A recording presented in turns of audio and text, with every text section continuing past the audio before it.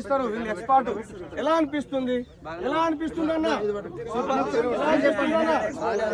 బాగుందా అన్న? ఎలా అనిపిస్తుంది అన్న?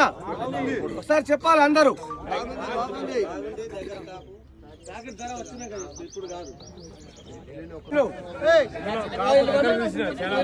ఎలా బాగుందా?